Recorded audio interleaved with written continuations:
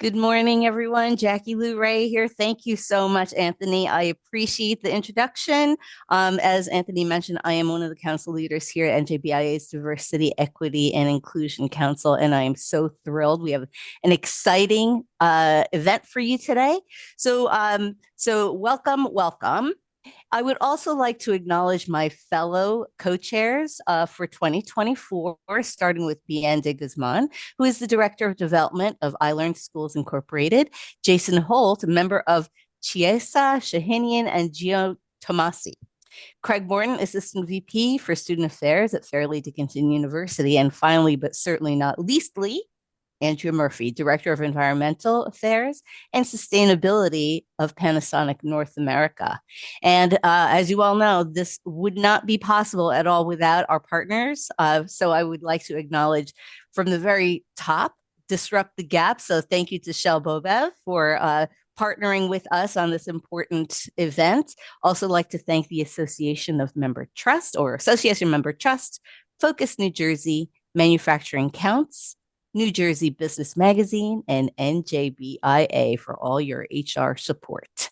I will then like to say again, thank you to Shel Bobev from Disrupt the Gap for joining us today. We're looking forward to a great discussion on our topic for today, Save $1 Million on Lawyers, the business case for equal pay. So if that doesn't get everyone's attention, I don't know what will. If you have a couple of minutes after our program concludes, please stay on for some very, very important networking. No one does it better than NJBIA does, and we would love to get to know everyone on the call better later. But before we do, a quick note from NJBIA. So back to you, Anthony. Thank you, Jackie. And thank everyone again for joining us for today. We at New Jersey Business and Industry Association are thrilled that this group continues to grow and thrive under talented leadership with such amazing people. For those of you who are new to NJBIA, we are the largest statewide business association in the country, representing approximately about 1 million jobs in the state of New Jersey, which amounts to about 1/4 of New Jersey's workforce. We are offering customer development opportunities, visibility through our events throughout the year, our magazine, our podcast, and our television shows. We also have money-saving discounts for businesses that you're probably paying for already, such as payroll, healthcare, 401k solutions, and HR support. If you're interested in more information, I will drop my contact information in the chat along with our website for you to review. Please feel free to reach out to me. I'd like to get to know you and your business and whatever I can help you with here at NJBIA. I'm Anthony Arena. I work in sponsorship sales, and now I'm going to hand it over back to the talented Jackie. Thank you so much, Anthony. And so without further ado, because I certainly can't wait to hear how I'm going to save $1 million, I would like to introduce our guest speaker and partner for this event, Shel Bobev. Shel is the founder of Disrupt the Gap, the experts in equitable talent practices. After advocating for her own equal pay in the corporate world, she realized a calling to create bold solutions for systemic change. Disrupt Gap guides organizations with implementing future-proof compensation practices, delivering positive business outcomes far beyond mere legal compliance. Among other degrees, Shel holds a Master's of Adult Education from Rutgers and certifications in Human Resources and DEI. With a background in talent development, she has impacted thousands of people across corporate, community, and university settings. So, Shel, I would love to get started right away, but tell us, what's your why for all this? Thank you so much, Jackie. Thank you, BIA, and everyone else joining us today. Yes, I should start with our why. There's a saying out there, people don't care how much you know until they know how much you care. And I want to let everyone know my personal journey here.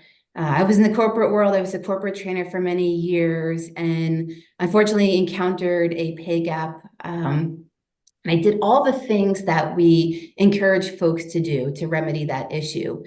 Go in there, quantify your value, make sure you're the top performer, do the extra degrees, the certifications, etc.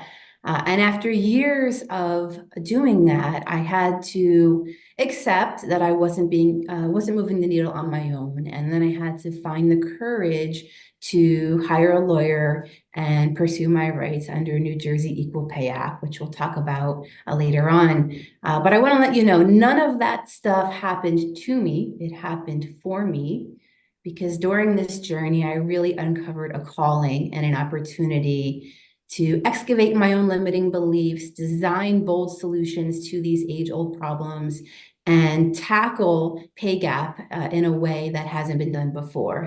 So that's my why, and I bring a lot of passion and purpose to doing this work. Oh my gosh, Shel. So, I heard a saying recently that says you can't give testimony until you've been tested. Oof. And you are absolutely the walking billboard for that. And so that's what makes your story even more compelling and your work even more compelling. So please, Shel, share with us the business case for equitable compensation practices. Yeah, great question. We're going to dive into it. I'm going to share my screen because I put together some slides here.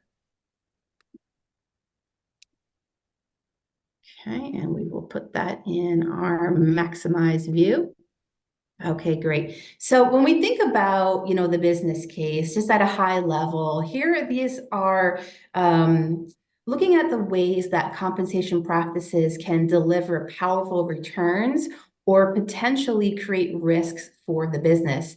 I'd like to get to a world, I'd like to co-create a world where we just do things that are equitable and just on their own. But until we're there, we're still at a place where we do talk about the business case, because it can be very powerful and influencing leaders to really take this seriously and take action.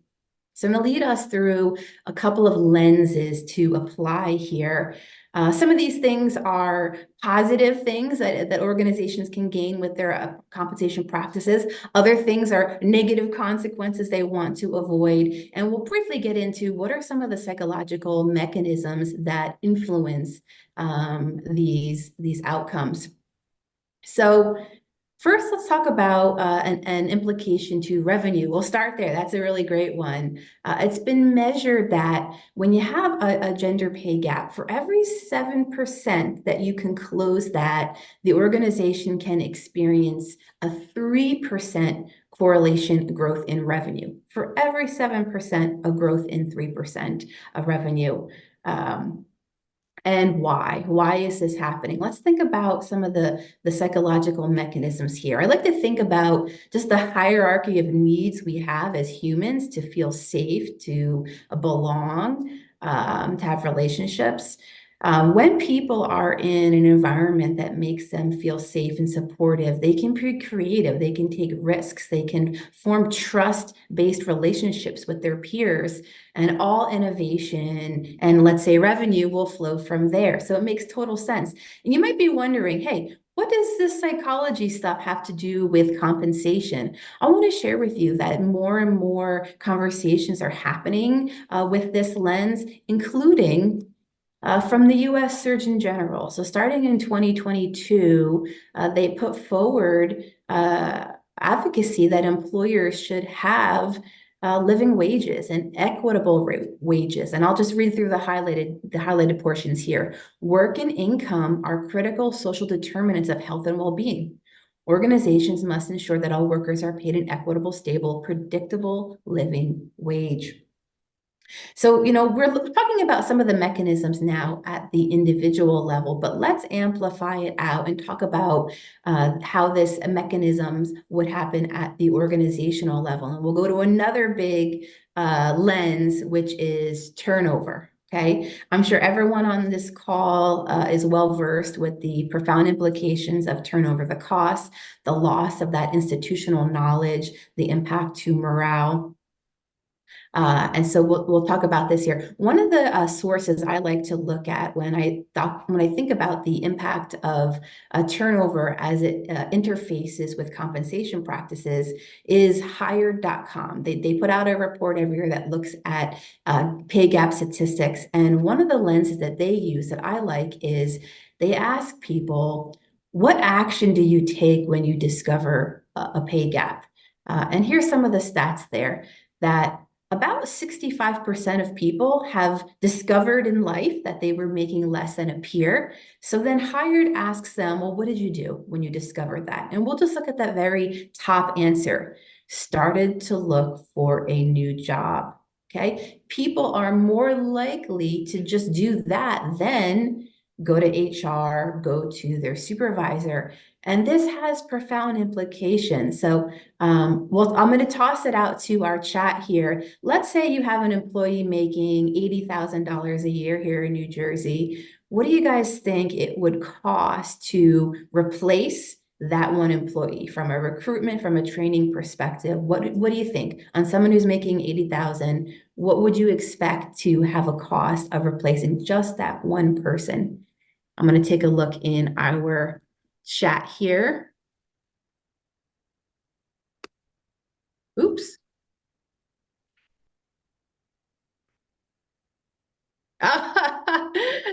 Jackie's right on point there.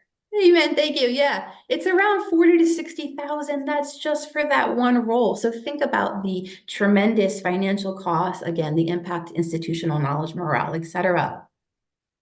All right, we'll talk now about maybe some of the scarier implications, and maybe one of the reasons why this stream today caught your attention, the legal consequences. If you're a large firm, you might have in-house counsel, but there's a very good chance that for a claim that's moving forward, perhaps going to jury trial, you're going to have outside counsel. And you cannot imagine the cost that would be involved. I think realistically, an organization for a credible claim, realistically, I would budget a minimum of 6 figures, but it could entirely go to 7 figures for claims that are going through trial, perhaps through an appeals process. And that's just the legal fees. Imagine the back pay paid out. Imagine the implication to time. Here in New Jersey, on average, from the moment that an employment lawsuit is filed until a jury trial takes place is about 3 years. So just imagine all the effort that goes in during that time. That's another lens of an impact to the business operations. Beyond some of the legal consequences, think about the impact to a brand. Some of the biggest brands that we all know of are reckoning with this as we speak. Here's an article from December. Right now, there's 9,000 women that are suing Disney over pay equality. One of the biggest companies in the world, Google, had also a big case. Some of the biggest brands are experiencing a reckoning here, but it's not just the big names that we know. It's happening right in our own backyard. One of the types of articles that have been catching my eye lately is I've been seeing townships here in New Jersey that are having their own settlements with female employees that work for the towns. Here's a couple examples. This is happening in Verona. Okay, we'll talk about New Jersey's Equal Pay Act later on. Here's another one going on right now in Reddington.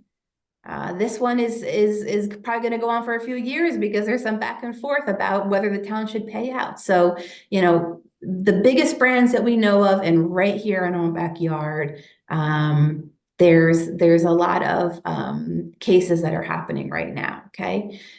And we'll talk about later on some implications for recruiting talent, okay? And I'll reveal some proprietary research that Disrupt the Gap has done. So let me just kind of recap some of the numbers that I've shared with you. By the way, any of the stats you're going to hear today, I do have an infographic that I can send out to folks, so you'll have that very handy. We talked about the correlation that your organization can anticipate an increase in revenue for every 7% that you can close the gender pay gap. Keep in mind that pay gaps are not always happening based on gender, and pay gaps can happen for lots of reasons. Sometimes you have somebody in the same role for 20 years, and then a new person is hired and they're starting at a higher pay, right? So we can't always apply the lens of that it's comparing women to men in the same job. There's other lenses to use as well, and other intersectionalities. We talked about the implication to turnover. The number one response to discovering a pay gap is for someone to start looking for another job. And it's going to cost about 6 to 9 months of their salary to replace them, not to mention the loss of institutional knowledge. We talked about the potential legal bills of having a case proceed to trial, and the fact that there's a big time component as well. So I hope this encapsulates for our audience today some of the implications for a business and why there is a very strong business case to revisit your compensation practices. Shell. All right. So when we see a dollar sign and an M after the number, you definitely have our attention. So Amen. compliance, please. Can you share with us how we can navigate what seems like a kind of a rough but absolutely necessary landscape to a smart and sustainable way to come into compliance, please? Yes. Okay. All right, we'll move there right now. So compliance. So let's talk about some of the highlights of what we have going on in New Jersey. And then I'm going to broaden the lens and we'll talk about what are things happening elsewhere and therefore what should we anticipate to start to see in Jersey. So here's one of my favorite headlines of all time. New Jersey now has the strongest equal pay law in America. So I'm going to share with folks today some highlights of the Diane Allen Equal Pay Act, which went effective July 1st, 2018. And then I'll toss we'll do a little quiz here. I'll toss a couple of factoids out to the chat to see if folks are aware of some of the parameters here. So first, this is applicable, providing protection to protected classes. Again, so often we have this very narrow focus that it's just comparing the genders. No, any protected class, which could be a racial group, a religious group, a sexual orientation, are afforded protections by this. This is important. The protections apply to not just two people with the same job title, but it could be making comparison between folks that are doing substantially similar work, even when the job title different. So that means an organization has to be very careful that just having a different job title does not absolve the protections here. If there are pay differentials, it's a very narrow scope of what's allowed, meaning what would be a reason why you could have peers making different pay. And for example, one of the very few reasons is that there would be a formal seniority system in place. All right, now I'm going to toss a couple of questions out to our members today. So first I'm going to ask you, we'll do two. The first is, for how many years of employment could a person recoup back wages for? And they would have to be working for the organization for that many years, but let's say they were. For how many years could there be looking back at employment to recoup back wages for? So I'll give you a couple of choices. Maybe is it 2 years, 3 years, 5, 6, 10? All right, let's check our chat here. Okay, we've got a vote for 7 years. Any other votes? All right, we got a vote for 5. Okay, great. And we're just going to average those because the real answer is 6 years of employment. That's pretty lengthy. All right, so let's take that factoid and we'll magnify it by saying, okay, it's potentially 6 years of back pay, but what percent of that back pay would the employer be liable for? 50% of the back pay, 100% of the back pay, 200, 300, what do you guys think would be the percent of that back pay? All right, we've got to vote for 100%. So with your vote for 100%, I think you're going to be quite surprised to see this. Employers would be liable for treble. Okay, that's 3 times. Okay, and by the way, the intention to pay the person less is irrelevant. This is considered a strict liability matter. There could be other damages as well, emotional distress, things like that. And there are some localities that have other penalties. I'll give you some examples. This is quite interesting. The employer does not need to be based in New Jersey in order for this law to be applying to them, just the employee. And we'll talk about reversing that logic in a minute, meaning You're a New Jersey employer and you have an employee in another state. So Diane-Allen Equal Pay Act, a big prominent feature, right, of the compliance landscape. But let me give you some other things to be aware of. There's various salary history bands. Probably most folks on this call today, we all had the experience of going for a job and being asked to disclose our prior salary. Maybe, we said it was X and then we were offered X plus $1. Right. So that has gone away now, where employers cannot require or ask about this, and there are some violation penalties. The last New Jersey-based part that I want to share with you guys is this. So often we think that change needs to happen at the highest of levels, meaning at the federal level, at the state level. Well, I think something quite interesting is that around the country, we have changes happening at the local level. And I want to share with you an example of what is going on in Jersey City. So in 2022, Jersey City adopted a pay transparency ordinance. That means if you're posting a job for someone to work in Jersey City, you've got to have a salary range on there. And they do have penalties. Right now, in New Jersey, there is not a statewide requirement to have pay transparency. I do believe it's just a matter of time. I know it's something that's being discussed and potentially voting on soon. The state of New York does have a statewide pay transparency law.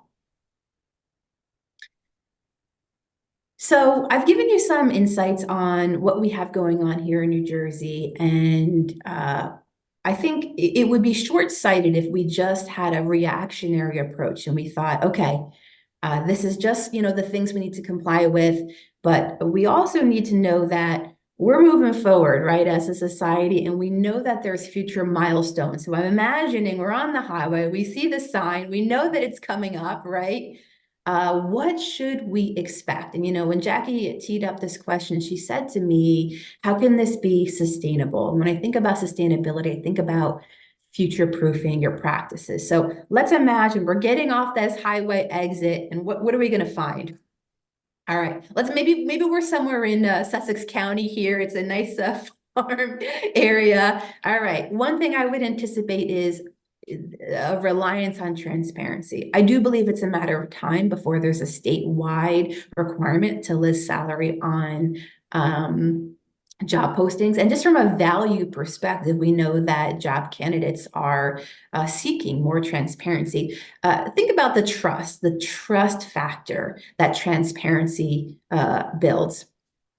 I think it's a matter of time before we have some mandated reporting going on. What does that mean? There are already states like California that require employers to report in pay metrics. So putting their compensation parameters into demographical buckets by race, by gender, and reporting into the state. And this is a matter of time before I believe we start to see that spread.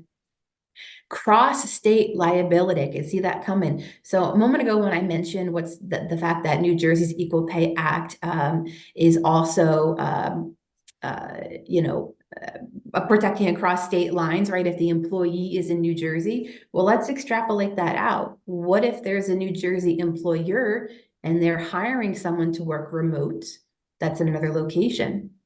We should anticipate that they will be honoring the laws of where that employee is working from. All right, this is all coming down the road. All right, so let's take it up a level, and we'll say further on the horizon. I could see what's already on the road in front of us. What's even further on the horizon? Here's what I think. Paradigms are going to change. Equality is just going to become the standard paradigm. Let me, think about this for us. For most of us, some of the paradigms we've accepted for compensation is that the information being kind of one-sided, right? The employer knows what the budget is. Another paradigm is that negotiation is going to happen, right? But in the horizon, we're going to get to the point where equality, transparency, these are just the standard paradigms. Absolutely, there needs to be a shift to proactivity, finding and correcting gaps before they cause a very expensive problem. And also consistency across all of an organization's operating locations. It could be tempting to say, okay, well, we have a facility over here, a facility over there, and in each facility, we're going to honor whatever is the, prevailing requirements on it, the minimum requirements on us. But realistically, for sustainable change here, an organization would just have the best practices implemented across the enterprise. So these are some of the things that I see coming down the pike, and certainly to answer Jackie's question about sustainability, all of this is in that vein. Thank you, Jackie. Thank you so much, Shell. So, you talked a little bit about our future. My practice is all about right now. And people are talking about, well, that generation and your generation, this young generation.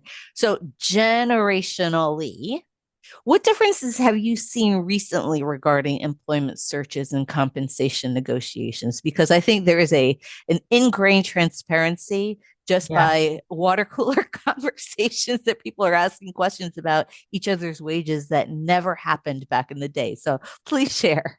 Yeah, thank you. So this is a very fascinating topic, certainly to me. And because Disrupt the Gap is in a nexus between stakeholders, serving job candidates, serving employers, and beyond, we started to collect insights from different stakeholder groups and sharing with other stakeholders. So to our folks that are on the call today, I want to share with you some proprietary research that we've done on Gen Z job candidates right here in Jersey. What are their beliefs about compensation, and what are the behaviors that might show up? All right, so I'm going to walk you through. So I'm going to give you 4 key themes. Okay. The first theme is that they want to know where they stand. Okay, 90% of them are interested in comparing pay with their peers. And at least half of them are strongly interested in doing that. Aren't we all? All right, by the way. And folks today have more opportunities than ever before. There's all these platforms online where people can post and share pay. People internally can create anonymous Excel spreadsheets, right? So that's a major theme. So we should go into this knowing folks want to know where they stand. Another major theme that we've uncovered is they will react to earning less than a peer doing the same job. So here's the type of reactions that we've been able to measure. 90%, if they find out they're making less than a coworker doing the same job, 90% would consider finding another job. At least half feel strongly about this. Okay. 43% may decrease their work output. Okay. We talked about, earlier, this idea of what is the power of feeling safe at work, that we can create trust, we can be more innovative. I'm not surprised to hear that there is the reverse implication when people they don't feel that they're receiving fair compensation. 75% of them would consider joining a union if it was forming at that work site. Sometimes I like to look for the differences between what men and women say. And I thought it was interesting that men are 3 times as likely to feel strongly about this. That doesn't surprise me.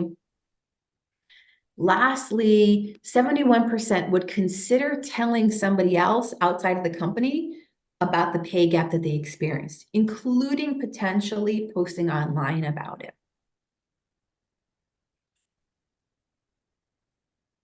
All right. Another main theme is that you as an employer committing to equal pay, this will give you a leg up, a competitive advantage in you attracting talent. Here's what the Gen Zs are saying.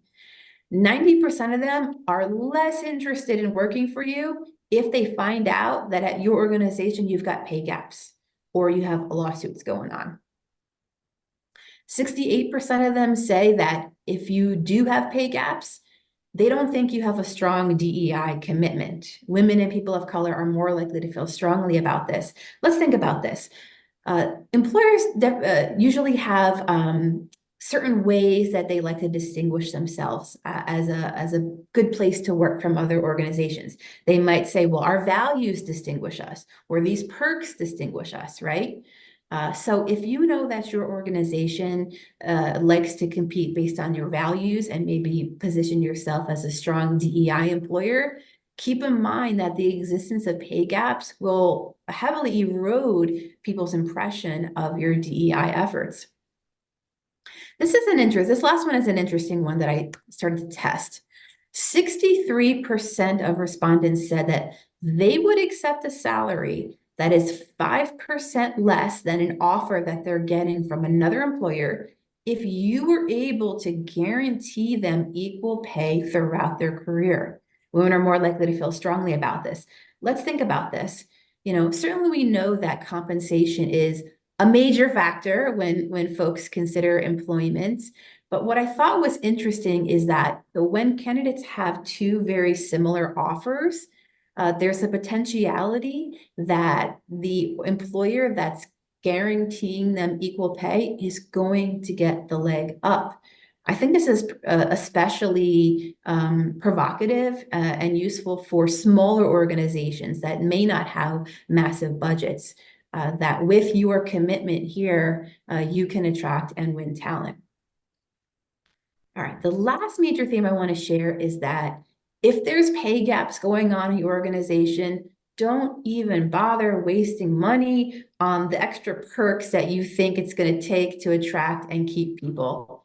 87% of folks care more about fair compensation than these other perks, whether it's a gaming room, some type of wellness programming, refreshments. And also we see a distinguishment between women and men really caring about this. I got to tell you, it's a little disheartening for me to see young women so concerned about this, that even before their careers are really taking off, they already are anticipating this, perhaps what they've heard from prior generations. So, definitely have an opportunity to do better. So let me recap. Let me encapsulate what we've learned, the themes from these candidate insights. They want to know where they stand among their peers. They will react to finding out that they're earning less than their coworker. Maybe they'll reduce their output. Maybe they'll consider unionizing, leaving the company, telling folks online. You being an equal pay employer provides a competitive advantage. They will have a more solid impression of your values, especially. And if there's pay gaps, don't even bother wasting money on other perks that you think it's going to take. I'm going to toss it out to our folks. Does any part of this conversation surprise anyone, or does any of this, you can make sense, you understand?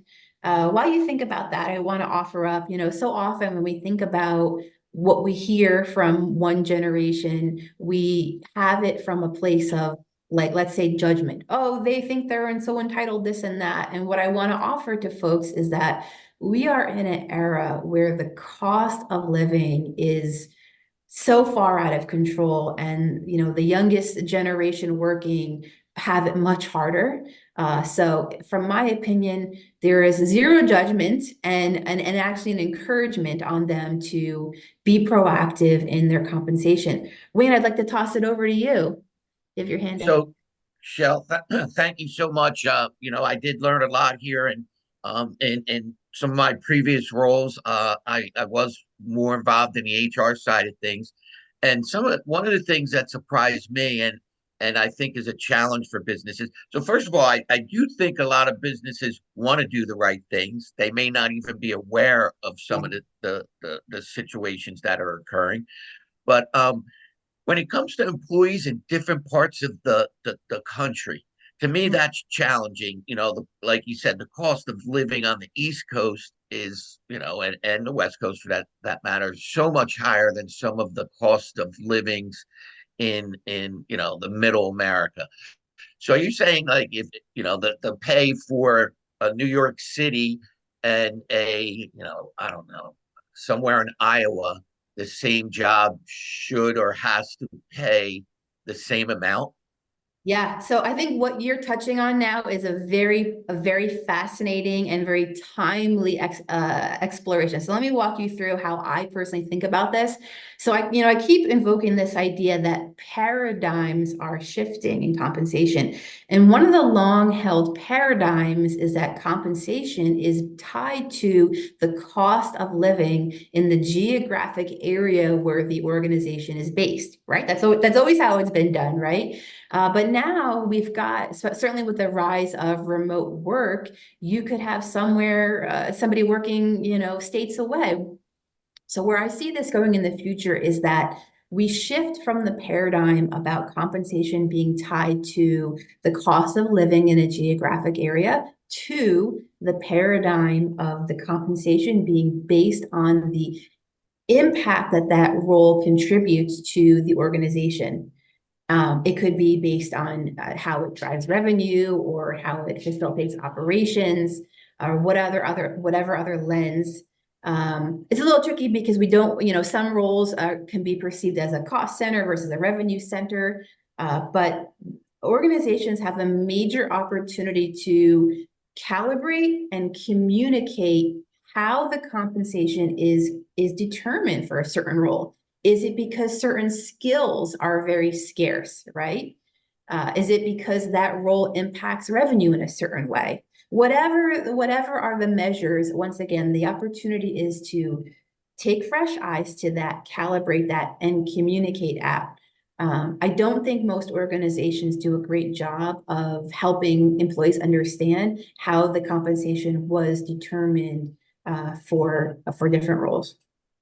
Thank you, Wayne, for that question. It's a very timely and thought-provoking reflection. Mm. So, Shell, you just said each employer, regardless how big, small, national, international you are, you need to assess yourself. Yeah. Yes. And you have put together an employer's assessment tool. So could you share that with us? Tell us about it. Exactly. Yes. So the Startup Gap has a proprietary assessment called Grade Your Pay. This will help you see how you stack up.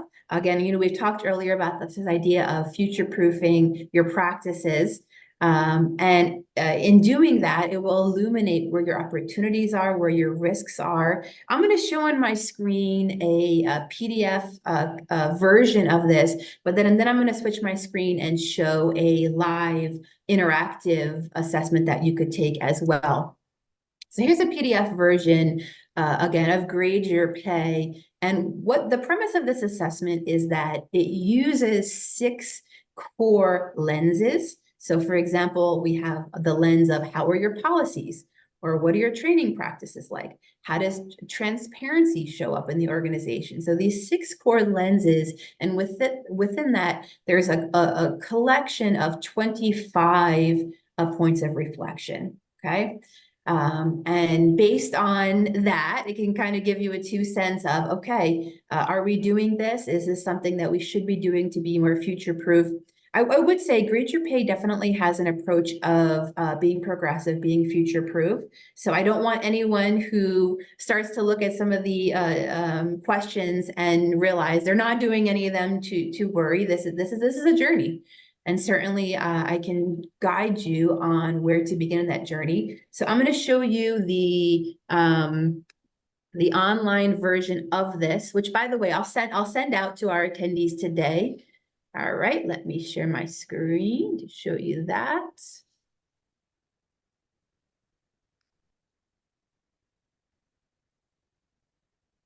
Okay, here we are. Okay, perfect. So this is at the landing page 4. It tells you about it, what to expect, yes or no questions. Also gives you the opportunity, if you wish, when you're taking the assessment, you could choose to indicate who you are, your name, your contact information, why. So later on, if we have a conversation where some insights and some custom guidance is provided, we'll have access to what your responses were. So just to show you how this works, those lenses I shared with you earlier, so for example, your policies, those lenses are just they're just asking you those yes or no questions. Does your organization publish an explicit pay equality commitment statement? Yes or no? Okay. All right, so you would just progress through this. Okay. So once again, there's 6 of these based on those 6 core lenses. Here it's asking about your training practices. You will give it a yes or no, and ultimately it will spit out to you commentary on how you're doing, and maybe a starting place. And again, if you choose to indicate your contact information in this form, that will allow me to support you personally and help you figure out where do you go from here. And I'll send this out. Perfect. All right. Anything else? So Shell, they could be in contact with you Yes, and to kind of discuss all this, but you're going to send out the website that they can access that that assessment tool there? yes, I will. And I'm going to put my contact information up on the screen back in our PowerPoint. All right. All right. I'd like to say I'm in your corner.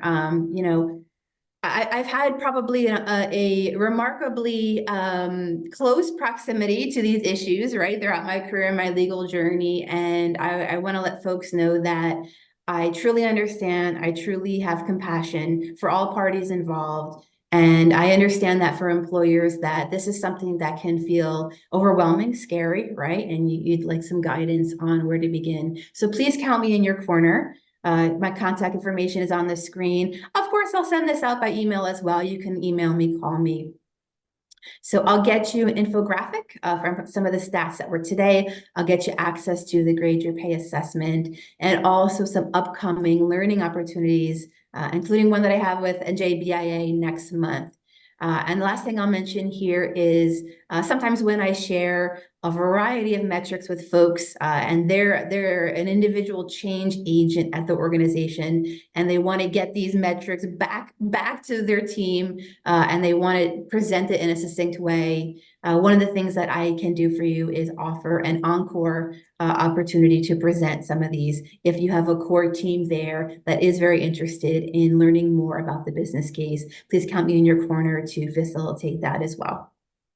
Oh, Shell. You know what I love about you, Shell, is that this is a very sticky subject. It's scary. It's all those things.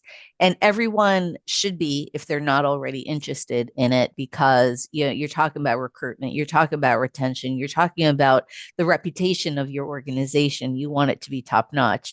But you have just such a way of being so calm about it and putting it in layman's terms and just easy to understand. And you're just like, just do it.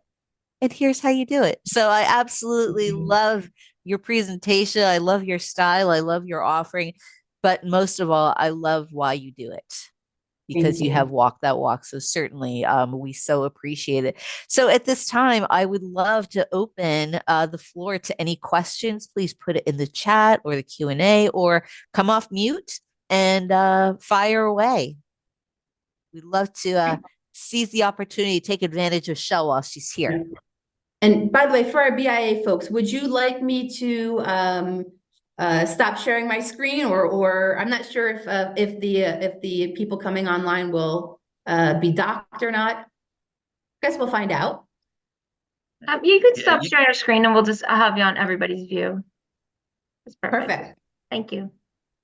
So, Shell, to your point, to Jackie's point, like I said, we at NJBIA do work with a lot of businesses who want to do the right thing, right, and don't know how to get started, and what's some of the first steps. And I think your assessment tool is a good first step for an organization to take a look at.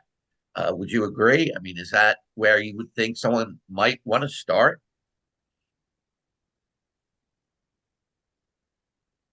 Oh, I'm sorry, Wayne. Can you? Yeah. No, I'm just saying, I looked at the pop-up here. a lot of our companies want to do the right thing. They don't know how, they don't know where to start. Yes. I think your assessment tool is a good place to start. And also Thank you. like you said, change agents and getting people to think differently. Because I'm still stuck from the old school model of how you compensate somebody in Iowa at the same rate that you compensate somebody who lives in Manhattan, New York City. Like that one to me is still one that I have trouble with.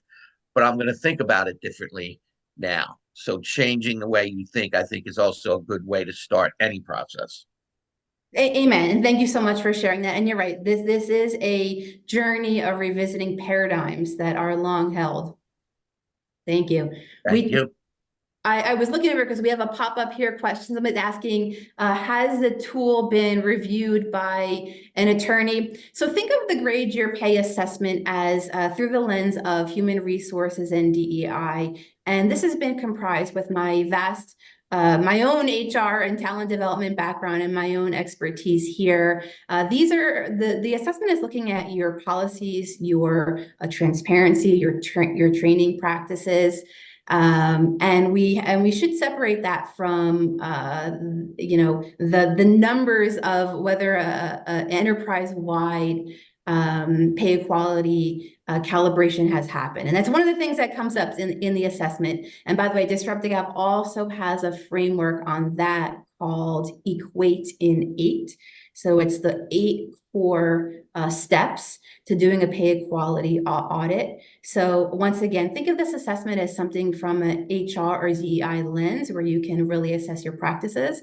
And separately, you would want to do a validation from the numerical components, and also make sure to loop in legal partners if you are considering compliance with New Jersey Equal Pay Act. Thank you so much. Shall I have a question for you? Yes, thank you. So it just seems like we're going into more and more of the transparency and whoever you are, whatever you look like, whatever.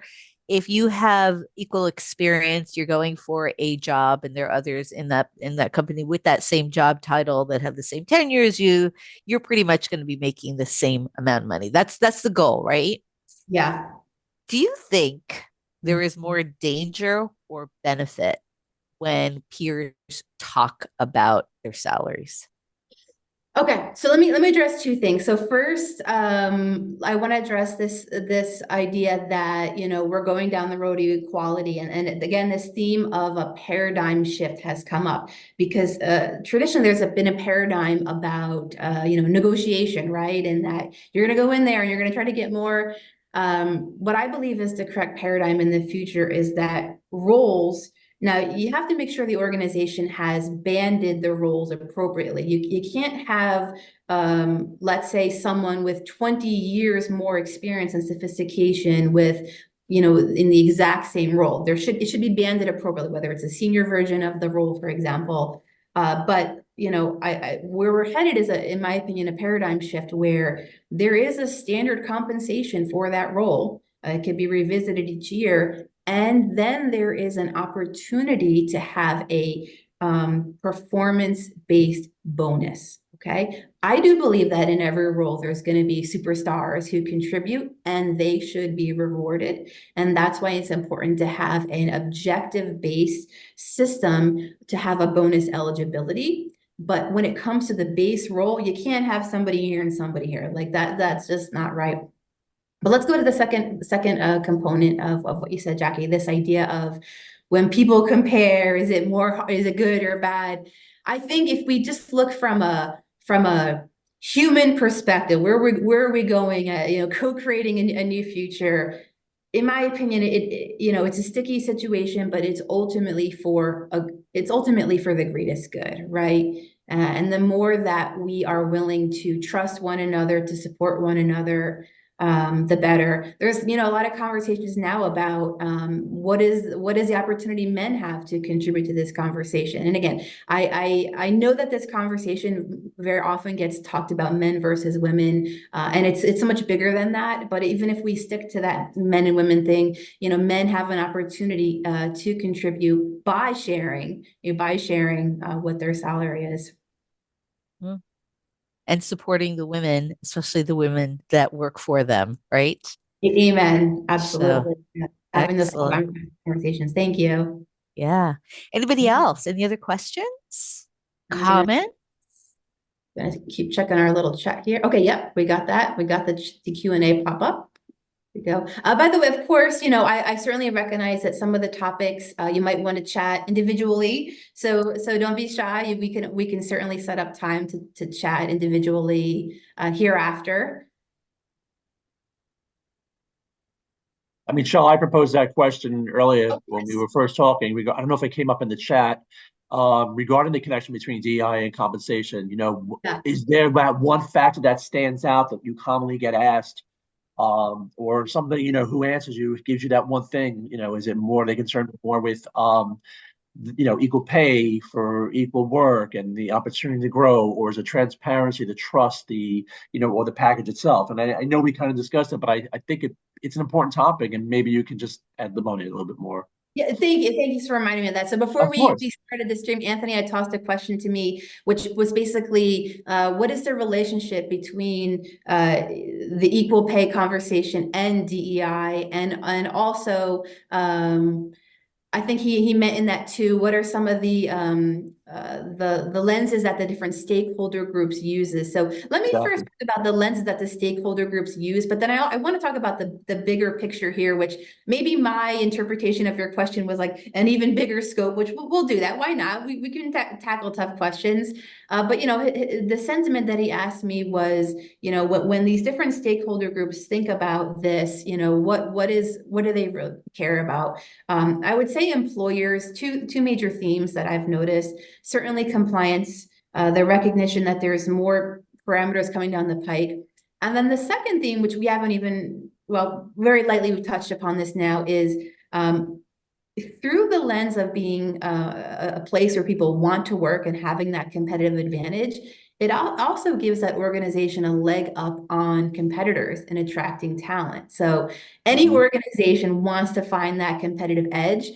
I don't see a lot of conversations out there positioning your compensation practices, your equitable compensation practices, positioning that as your competitive advantage. So I'd like to be someone that positions it, and certainly our research does position it that way. Certainly from the job candidate perspective. Sure. I got to tell you, more than ever, I just so many conversations about this really even it being about survival.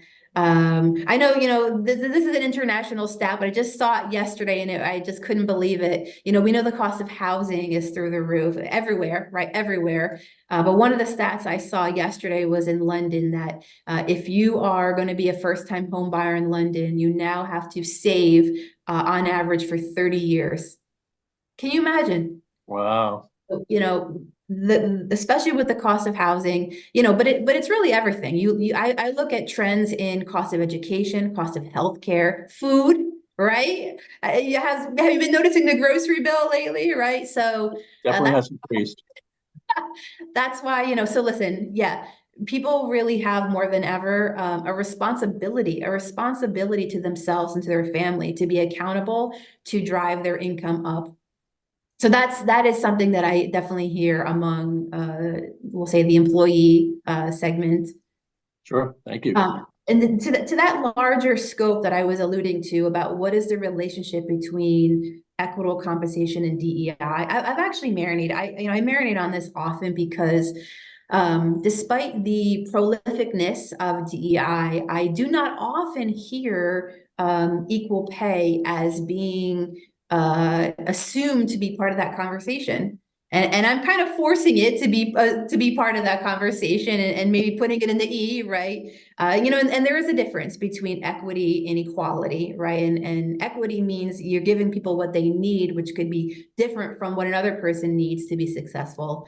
But what we're really talking about is true equality. So allow my voice to force it into the E of TBI.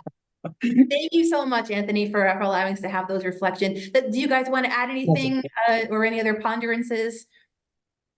I will add something to that whole thing of adding compensation, or let's just say straight up salary into the DEIB conversation. And I don't know about you all, but yeah, I have gotten some really nice raises or asked for a certain salary when negotiating a job, and as soon as I do it, or as soon as I get it, it's like, I should have asked for more. It's like we're never happy. But That's always the question. always it's like greedy, greedy, give me, Yeah. give me, give me. So, that thing of money, Mhm. salary is a big thing on the outset, but like a half an hour later, it really is about, all right, what is this atmosphere? What is this environment offering me? Is it really good? Am I going to feel valued? Are they Yeah, truly yeah. practicing DEI in every other aspect? So yeah, it all has to be Mhm. All those incorporated into that variables. conversation. Yes, absolutely. But Shell, I will give you Yeah. this promise that I will make sure that salary is part of all of our DEIB conversations in the Alexita Amen. practice. I Yeah. promise. Yeah. Let me Go add a ahead. little kernel onto that, and then I see we have another question that came through. Kernel, you talked about this idea of, what it feels like to be your own advocate, right? And ask for more. And again, this is another opportunity to shift a paradigm. Right now, the paradigm is you are going to be the determinant of your salary. And there's this expression that just makes me cringe now, which is, well, you just have to know your own value and you just have to know how to negotiate. I think that's, quite a dangerous. I've come to believe it as quite dangerous because it basically points a finger and says, if you can't do this, there's something wrong with you. You failed yourself. And imagine the shame and the guilt that gets attached to that, right? So when next month when we do the Women's Council event, I'm gonna just bulldoze all of these beliefs that we parrot around to women. Thank you. Yeah, of course. All right. But remember, I've always heard the expression, know your worth. Yeah, yeah. I do too, but again, it takes something that's a organizational issue, a societal issue, and points the finger and makes an individual issue. You didn't know your worth, there's something wrong with you. And then if that person, let's say, is already underpaid, it's just amplifying the negative self-talk. So Yeah. there's a lot of things that get parroted and they mean well, right? Meaning well, but when we start to dig into, hey, what is the actual implication of that? We see it in like a whole new light, at least I do. I love that whole thing of know your worth, but I also think you have to know the real. Be realistic in what your expectations are, which I think we may be missing the boat in certain areas, but know what reality is. Know what, when you graduate from college and have all this debt, know what the Yeah. going rate salary is for They'll that have a rude position. awakening.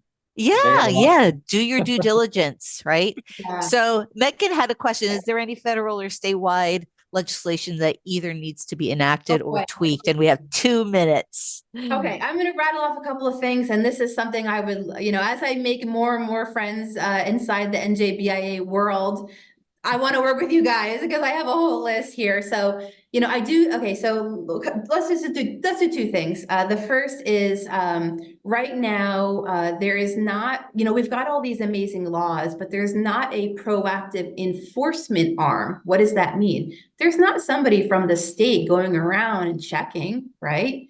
So it kind of puts the onus on the individual to discover the gap, to report it to this and that, right? So I think, at a high level, we need proactive validation from that way, right? The other is I'd love to work with our legislators regarding taxation.